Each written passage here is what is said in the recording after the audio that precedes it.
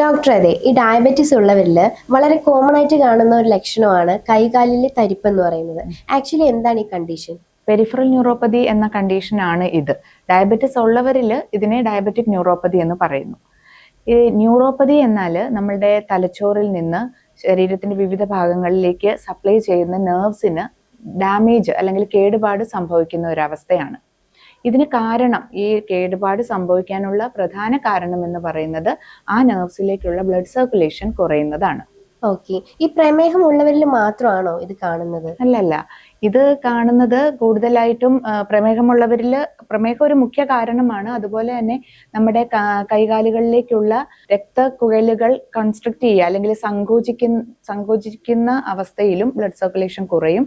അതുപോലെ തന്നെ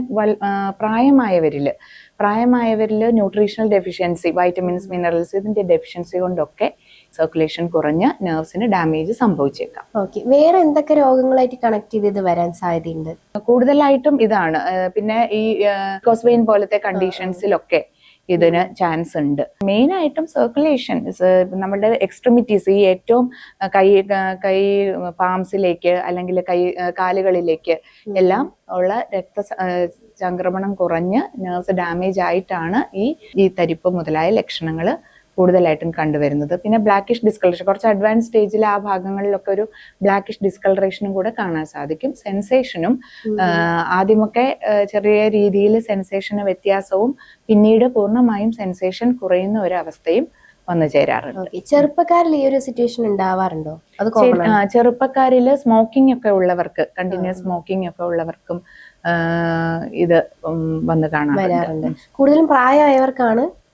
പ്രായമായവരിലും ഈ പറഞ്ഞ പോലെ അത് നാച്ചുറലി ആ ഒരു ഏജിൽ ആവുന്നതിനനുസരിച്ച് സംഭവിക്കുന്നതാണോ? ഇന്ന അസുഖങ്ങൾ ഉള്ളവർക്ക് ഇപ്പം നാച്ചുറലി അത് വരാനായിട്ട് എന്ന് പറഞ്ഞാൽ ചിലപ്പോൾ ഒരു ഏജ് റിലേറ്റഡ് ആയിട്ട് വരുന്നത് ഈ ഡെഫിഷ്യൻസി, ന്യൂട്രീഷന്റെ കുറവ് കൊണ്ട് വരാം. അല്ലാതെ ഇന്ന കണ്ടീഷൻസ് ഒക്കെ ഉള്ളവരിൽ, ഈ പറഞ്ഞ പോലെ പ്രമേയം പോലെയുള്ളവരിലാണ് ഇത് കാണുന്നത്. പിന്നെ നമുക്ക് ആയുർവേദത്തിൽ ആക്ച്വലി ഇതിനെന്തെങ്കിലും ക്യൂർ ചെയ്യാനായിട്ട് ഓപ്ഷൻസ് ഉണ്ടോ?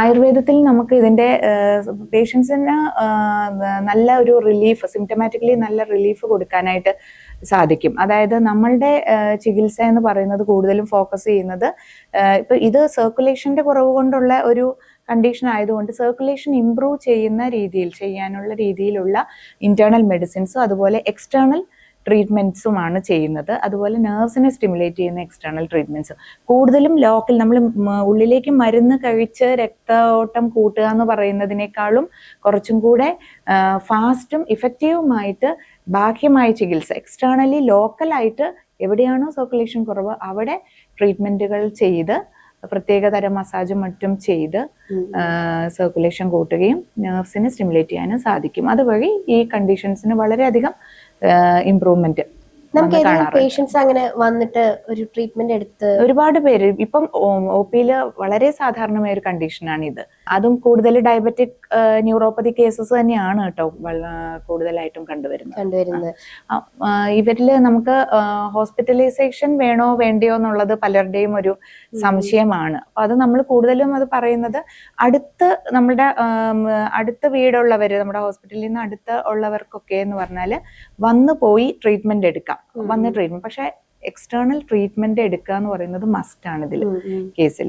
മെഡിസിൻസിന് ഒരു പരിധി വരെ മെഡിസിൻസിന് അത് എടുക്കാൻ സമയവും എടുക്കും, എന്നാൽ അതിനൊരു പരിധി ഉണ്ട്. പക്ഷെ ഇതെന്ന് പറഞ്ഞാല് ഇൻസ്റ്റന്റ് ആയിട്ടായിരിക്കും അതിന്റെ റിസൾട്ട് നമുക്ക് കിട്ടുക. ഡോക്ടർ, അതെ, ഞാൻ ഒരുപാട് കേട്ടിട്ടുണ്ട് പഞ്ചകർമ്മ ചികിത്സ ആയുർവേദത്തില്, പക്ഷെ എന്താന്ന് ഇപ്പോഴും അറിയില്ല. അതിനെപ്പറ്റി ഒന്ന് എക്സ്പ്ലെയിൻ ചെയ്യാൻ പറ്റുമോ? പഞ്ചകർമ്മ ചികിത്സ എന്നത് ആയുർവേദത്തിന്റെ ഒരു സ്പെഷ്യാലിറ്റിയാണ്.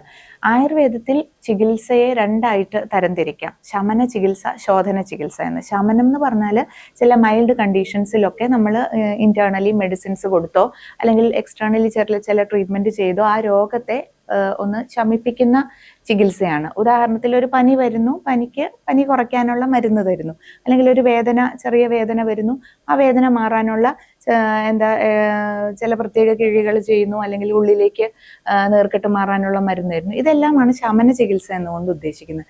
എന്നാൽ ശോധന ചികിത്സ എന്ന് പറഞ്ഞത് കുറച്ചും കൂടെ ഡീപ്പ് റൂട്ടഡ് ആയിട്ടുള്ള കണ്ടീഷൻസിൽ, അതായത് റുമറ്റോയ്ഡ് ആർത്രൈറ്റിസ്, ചില സ്കിൻ കണ്ടീഷൻസ് ആയ സോറിയാസിസ്, ലൈക്കൻ പ്ലാനസ്, അങ്ങനത്തെ കണ്ടീഷൻസിൽ രോഗങ്ങളിലൊക്കെ ഈ രോഗങ്ങൾക്ക് കാരണമാകുന്ന ടോക്സിൻസ് അല്ലെങ്കിൽ ദോഷങ്ങൾ വളരെ ഡീപ്പ് റൂട്ടഡ് ആയിട്ടിരിക്കുകയും അവരെ വേരോടെ ആ റൂട്ട് കോസിനെ തന്നെ പുറത്തേക്ക് കളയാനുള്ള ഒരു ചികിത്സയാണ് പഞ്ചകർമ്മ ചികിത്സ എന്ന് പറയുന്നത്. ഇതിനെ ബയോ ക്ലെൻസിങ് പ്രൊസീജിയേഴ്സ് എന്ന് പറയും. ഈ പേരിൽ നിന്ന് തന്നെ, പഞ്ചകർമ്മം എന്നുള്ള പേരിൽ നിന്ന് തന്നെ നമുക്ക് മനസ്സിലാക്കാം അത് 5 ട്രീറ്റ്മെന്റ് പ്രൊസീജിയേഴ്സ് ആണ്. അതില് ഒന്നാമത്തേത് വമനം എന്ന് പറയും. വമനം എന്ന് പറഞ്ഞാൽ ദോഷങ്ങളെ, നമ്മുടെ അസുഖത്തിന് കാരണമായേക്കാവുന്ന ദോഷങ്ങളെ ഛർദ്ദിപ്പിച്ച് പുറത്തേക്ക് കളയുന്നതാണ് വമനം. വിരേചനം എന്ന് പറഞ്ഞത് ദോഷങ്ങളെ വയറിളക്കി പുറത്തേക്ക് കളയുന്ന ഒരു ട്രീറ്റ്മെന്റ് പ്രൊസീജിയറാണ്. പിന്നെ നസ്യമാണ്. നസ്യം എന്ന് പറഞ്ഞാൽ നമ്മുടെ കഴുത്തിന് മേൽപോട്ടുള്ള രോഗങ്ങൾക്കാണ് കൂടുതലായിട്ടും ഈ നസ്യ ചികിത്സ ചെയ്യുന്നത്. അതെ, മൂക്കിലൂടെ മരുന്ന് ഒറ്റിച്ച് അതൊരു സിസ്റ്റമാറ്റിക് ആയിട്ട് ചെയ്യണം. ചെയ്താലേ അതിന്റെ പ്രോപ്പർ ആയിട്ടുള്ള ഇഫക്റ്റ് കിട്ടുകയുള്ളൂ. അപ്പം അതാണ് നസ്യം. പിന്നെയുള്ള 2 എന്ന് പറയുന്നത് ടൈപ്പ് ഓഫ് എനിമയാണ്. Oil enema and decoction enema. അത് രണ്ടും എനോറക്റ്റൽ റൂട്ട് വഴിയാണ് അഡ്മിനിസ്റ്റർ ചെയ്തിട്ട് അതുവഴി രോഗങ്ങളെ അല്ലെങ്കിൽ രോഗത്തെ ഉണ്ടാക്കുന്ന ദോഷത്തെ പുറമേ കളയുക എന്നുള്ളതാണ്. ആ 2 എനിമയാണ് നമ്മൾ വസ്തി ചികിത്സ എന്ന് പറയുന്നത്. വസ്തി ചികിത്സയ്ക്ക് വളരെ വൈഡ് റേഞ്ച് ഓഫ് ആക്ഷൻ ആണുള്ളത്. ബ്രെയിൻ ലെവൽ ആക്ഷൻ വരെ ഉള്ള ഒരു ചികിത്സയാണ് വസ്തി ചികിത്സ. അപ്പൊ നമുക്ക് പഞ്ചകർമ്മം എന്ന് പറയുന്നത് ആക്ച്വലി ഒരു സാധാരണ ആൾക്ക് ചെയ്യാൻ പറ്റുമോ, അല്ലെങ്കിൽ രോഗമുള്ള ആൾക്ക് മാത്രമേ ചെയ്യാൻ പറ്റുള്ളൂ, അങ്ങനെ എന്തെങ്കിലും? അങ്ങനെയല്ല, സാധാരണ ആളുകൾക്ക് ചെയ്യാം.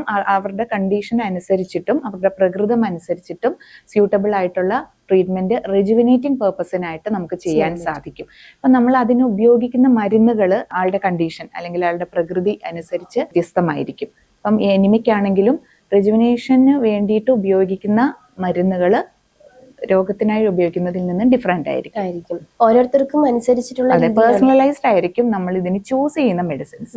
അപ്പൊ ഇതിന് നമ്മൾ കുറച്ച് ദിവസം മുൻപേ വന്ന് കൺസൾട്ട് ചെയ്ത് ആക്ച്വലി നമ്മുടെ കാര്യങ്ങളൊക്കെ സംസാരിച്ചിട്ട് നമുക്ക് അത് കറക്റ്റ് ആയിട്ട് രോഗിയെ അല്ലെങ്കിൽ ഈ ചികിത്സ എടുക്കാൻ വരുന്നവരെ നമ്മൾ കറക്റ്റ് ആയിട്ട് അനലൈസ് ചെയ്യേണ്ടതുണ്ട്, പ്രോപ്പറായിട്ട് എക്സാമിൻ ചെയ്യേണ്ടതുണ്ട്. എന്നിട്ട് വേണം ഏത് ട്രീറ്റ് ചെയ്യണമെന്ന്, ഏത് രീതിയിലുള്ള പ്രൊസീജിയറാണ് ഇവർക്ക് ആപ്റ്റ് എന്ന് നോക്കി കൊടുക്കണം. ഈ ആഫ്റ്റർ പഞ്ചകർമ്മ ചെയ്തതിന് ശേഷം നമുക്ക് ആക്ച്വലി എന്താ മൈൻഡും ബോഡി റിലീഫ് ആണോ, എന്തായിരിക്കും ആ ഒരു ഫീല്? ഒരു ടോട്ടലി ഒരു റെജുവിനേഷൻ ഫീൽ ചെയ്യും. ഇപ്പം നമ്മൾ ബാക്ക് പെയിൻ കണ്ടീഷൻസിലൊക്കെ കൂടുതലായിട്ടും ഈ എനിമ ചികിത്സകളൊക്കെ, വസ്തി ചികിത്സകളൊക്കെ നമ്മൾ കൂടുതലായിട്ടും ചെയ്യാറുണ്ട്. അത് ഈ ഭാഗത്തുള്ള കൺജഷനെ കുറയ്ക്കാനും നെർവ്സിനെ സ്റ്റിമുലേറ്റ് ചെയ്യാനും ഈ പറഞ്ഞ പോലെ നീർക്കെട്ട് കുറയ്ക്കാനും ഒക്കെ വളരെ ഇഫക്റ്റീവ് ആയിട്ടുള്ള ഒരു ചികിത്സയാണ്. മൈൻഡ് റിലാക്സേഷന് വേണ്ടിയിട്ട് എന്ന് പറയുമ്പോൾ അതിന് പ്രത്യേക ചികിത്സകൾ ആയുർവേദത്തിലുണ്ട്. അതായത് എനിമകളുണ്ട് കേട്ടോ, പ്രത്യേക നെയ്യുകളൊക്കെ വെച്ചിട്ട് മെന്റൽ റിലാക്സേഷന് സ്യൂട്ടബിൾ ആയിട്ടുള്ള മെഡിക്കേറ്റഡ് നെയ്യ് ഒക്കെ വെച്ചിട്ടുള്ള വസ്തികളും മറ്റ് പഞ്ചകർമ്മ ചികിത്സകളും ഉണ്ട്. അതുപോലെ തന്നെ മൈൻഡ് റിലാക്സേഷൻ ഉള്ളതാണ് ധാരകൾ, ശിരോധാര, തക്രധാര, അതായത് സ്ട്രെസ്സിനുള്ളതും ബ്രെയിൻ റെജുവിനേറ്റിംഗ് ആയിട്ടുള്ളതുമായ സെപ്പറേറ്റ് ധാരകൾ വളരെ ഇഫക്റ്റീവ് ആണ്. ഇപ്പൊ ഫോറിനേഴ്സ് ഒക്കെ ഭയങ്കര ഇൻസ്പയർഡ് ആയിട്ട് വരാറുണ്ടല്ലോ ഈ ഒരു പഞ്ചകർമ്മ, അതിന് എന്തായിരിക്കും അവരെ അങ്ങനെ ഇൻസ്പയർഡ് ആക്കുന്നത്? അവര് കൂടുതലായിട്ടും ഒരു വെൽനെസ് ആണ് അവര് പ്രിഫർ ചെയ്യുന്നത്. അപ്പം നമ്മൾ ആ ഒരു അവർക്ക് അത് ഈ പറഞ്ഞ പോലെ ഒരു അവർ അപ്രോച്ച് ചെയ്യുന്നവരുടെ കണ്ടീഷനും പ്രകൃതിയും ഒക്കെ അനുസരിച്ച് സ്യൂട്ടബിൾ ആയിട്ടുള്ള ട്രീറ്റ്മെന്റ്സ് പലതും, ഇപ്പം മസാജ് ആണെങ്കിലും ഏത് രീതിയിലുള്ള മസാജ്, അതെല്ലാം ഇപ്പം ഒരുപാട് സെന്റേഴ്സ് ഉണ്ട് ഇപ്പൊ ഈ ഫോറിനേഴ്സിനെ വെൽനെസ്സിന് വേണ്ടിയിട്ട്. പക്ഷെ എത്രത്തോളം ജെനുവിൻ ആണെന്ന് നമുക്കിപ്പോഴും പറയാൻ സാധിക്കില്ല. ശരിയായിട്ട് ഒരു ആളെ പഠിച്ച് അവരുടെ എക്സാമിൻ ചെയ്ത് അവർക്ക് സ്യൂട്ടബിൾ ആയിട്ടുള്ള ട്രീറ്റ്മെന്റ് കൊടുക്കുക എന്നുള്ളത് വളരെ പ്രധാനമാണ്. നമുക്ക് ഇതിൽ പഞ്ചകർമ്മയില് സ്പെഷ്യലൈസ് ചെയ്ത ഡോക്ടേഴ്സ് ഉണ്ടാവും അല്ലേ? ഉണ്ട്. ആ പഞ്ചകർമ്മ ഒരു സ്പെഷ്യാലിറ്റി തന്നെയാണ്. ഇപ്പൊ 3 years ഇപ്പം ആയുർവേദത്തിൽ എന്ന് പറഞ്ഞാല് സ്പെഷ്യാലിറ്റി ആയുർവേദത്തിൽ ഉണ്ടോ എന്നുള്ളത് ഇപ്പം പീഡിയാട്രിക്സ് ഉണ്ടോ, ഗൈനക്കോളജി ഉണ്ടോ എന്നൊക്കെ പറഞ്ഞിട്ട് എല്ലാവർക്കും ആളുകളുടെ ഒരു കോമൺ മാനിന്റെ ഒരു ആശങ്കയാണ്. അതെ. ആയുർവേദത്തില് സ്പെഷ്യാലിറ്റീസ് ഉണ്ട്, ഒരു 8 ബ്രാഞ്ചസ് ഉണ്ട് ആയുർവേദത്തിന്. അതനുസരിച്ചിട്ട് PG കോഴ്സസ് ഉണ്ട്, 3 ഇയർ കോഴ്സസ് ആണത്. പഞ്ചകർമ്മം, കായ ചികിത്സ അത് എന്ന് പറഞ്ഞ ജനറൽ മെഡിസിൻ, കൗമാരം എന്ന് പറയുന്നത് പീഡിയാട്രിക്സ്, പ്രസൂതിതന്ത്ര സ്ത്രീരോഗ എന്ന് പറയുന്നത് ഗൈനക്കോളജി, ശാലാക്യതന്ത്രം എന്ന് പറയുന്നത് I&, ENT, ഫാർമക്കോളജി എന്ന് പറയുന്നത് ദ്രവ്യഗുണം, ടോക്സിക്കോളജി, ഇതിനെല്ലാം പ്രത്യേകം 3 ഇയേഴ്സ് കോഴ്സസ്, PG കോഴ്സസ് ആയുർവേദത്തിൽ ഉണ്ട്. ഡോക്ടർ എന്താ സ്പെഷ്യലൈസ്? ഞാൻ ഫാർമക്കോളജിയിലാണ് സ്പെഷ്യലൈസ് ചെയ്തിരിക്കുന്നത്, ആയുർവേദിക് ഫാർമക്കോളജി. ഓക്കെ.